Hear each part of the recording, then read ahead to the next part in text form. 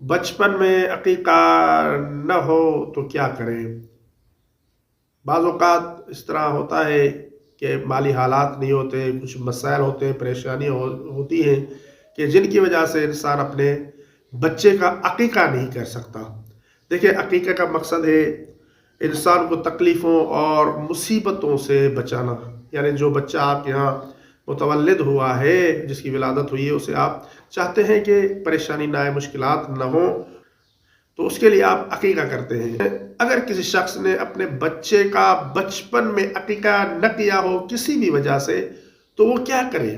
تو کیا وہ جب بچہ بڑا ہو جائے تو اپنا عقیقہ خود کر سکتا ہے، یا اس کا والد بچے کے کچھ سال گزرنے کے بعد اس کا عقیقہ کر سکتا ہے؟ جی ہاں، عقیقہ کا مقصد جیسا کہ میں نے عرض کیا، تکلیف اور مصیبتوں سے بچے کو نجات دلانا ہے۔ تو آپ کسی بھی وقت عمر کے کسی بھی حصے میں بچے کے لیے عقیقہ کر سکتے ہیں، چاہے آپ کا بچہ 7 سال کا ہے، 5 سال کا ہے، 3 سال کا ہے، یا اس سے اوپر ہے، یا خود بچہ اگر بڑا ہو گیا ہے تو اپنا عقیقہ کر سکتا ہے، اور اس میں کوئی ممانعت نہیں ہے۔